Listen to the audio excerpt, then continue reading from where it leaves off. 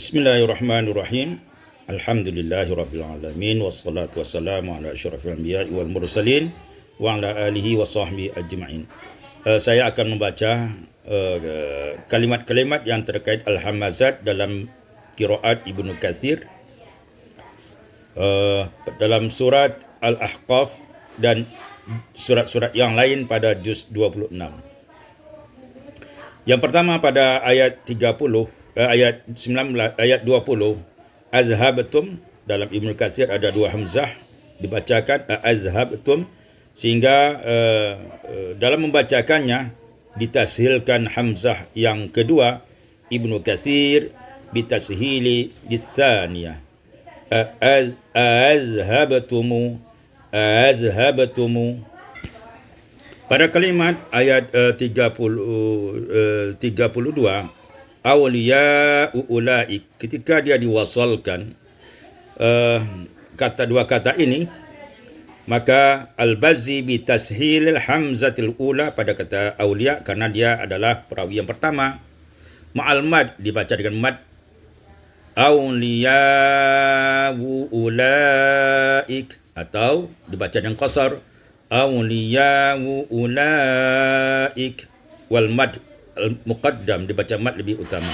Walikumbul wajhan, kumbul dengan dua wajah. Yang pertama at-tashil lisaniyah, tashilkan hamzah yang kedua, karena kumbul adalah perawi yang kedua dalam qiraat ini.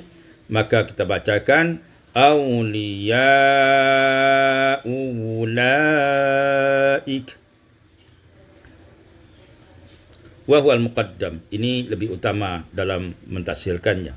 Kemudian boleh wajah yang kedua wal ibdal, menggantikan harfa mad.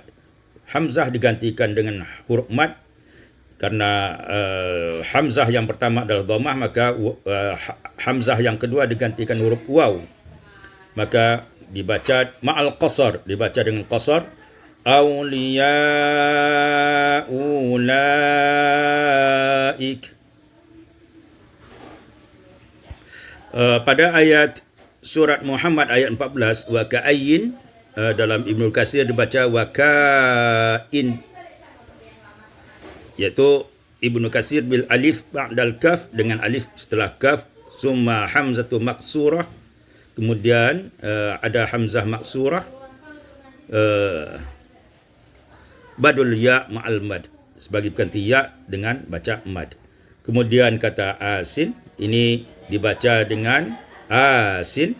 Pada hafaz dibaca dengan asin dalam bentuk syifah musyabbahah.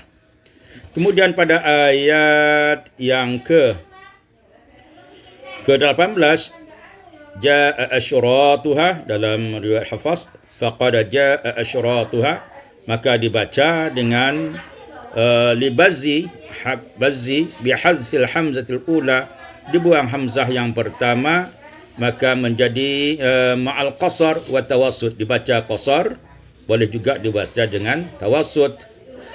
Ja asyratuha atau ja asyratuha, ya, qasar dan tawassut. Wal qasar aula, dibaca dengan qasar lebih utama.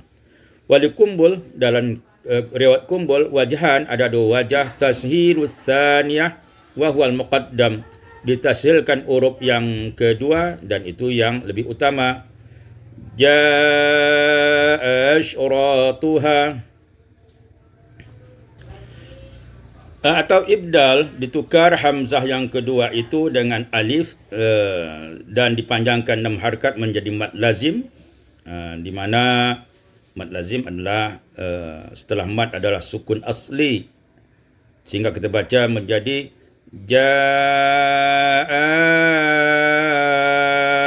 asyratuha. Pada kalimat ha antum dalam surat Muhammad, kalau al-Bazzi sama dengan hafaz, kita baca ha antum, sedangkan kumbul bihazfil alif, sehingga kita baca ha antum. tidak ada mad pada tidak ada alif pada kata huruf tanbih ha di sana. Dalam surat Muhammad pada kata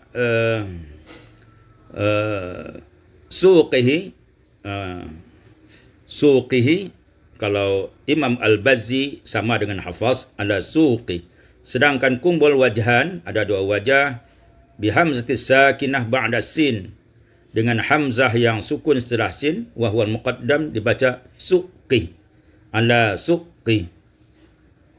Au bi hamzatil madmumah summa waw, atau dengan hamzah dhammah ya yang kemudian ditambah dengan waw menjadi suuqi ala suuqi.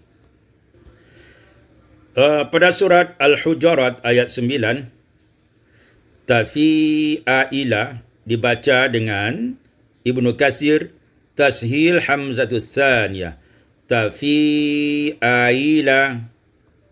Kemudian pada kata wala tatanabazu, dalam Ibnu Katsir dibaca wala tatanabazu.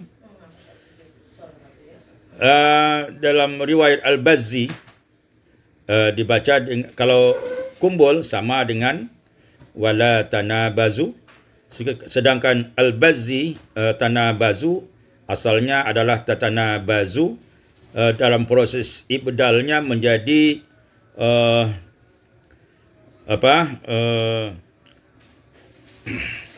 tak yang pertama disukunkan sehingga menjadi mad lazim, maka menjadi dibaca Al-Bazzi bi tasydid ta'i ma'al mad, dibaca dengan tasydid ta dengan mad lazim, ya. Jadi ada prosesnya i'lal, mungkin agak panjang kalau disebutkan sini. Maka dibaca wala tanabazu. Begitu juga wala tajassasu, sama wala tajassasu. Al-Bazzi bi tasydid ta ma'a maddil lazim, ya, dengan tasdidkan ta, ya, dengan panjang madnya mad lazim. Pada li ta'arafu juga seperti itu. Kalau kumbul sama li ta'arafu dengan Hafaz. Kalau Bazzi ya dibaca tata'arafu, dalam prosesnya ta yang pertama disukunkan menjadi dita'arafu. Dalam surat Qaf pada ayat yang ketiga, aiza mitna, pada kata aiza Ibnu Katsir bitashil lisaniyah, ditashilkan hamzah yang kedua menjadi aiza, mitna menjadi mutna. Pada kata surat Qaf pada kata adbar, fasabbih wa adbaras sujud, Ibnu Katsir membaca wa idbaras sujud. Ini menunjukkan kuatnya sujud, ya, idbar. Sedangkan adbar adalah dalam bentuk jamak karena sesuai dengan solat setiap solat kita sujud. Setelah sujud, ya. Kemudian tasyaqqaqu dibaca tasyaqqaqu. Ibnu Katsir bitasydidis shin, bitasydidis shin, dengan mentasydidkan shin. Wallahu a'lam bis-shawab. Assalamualaikum warahmatullahi wabarakatuh.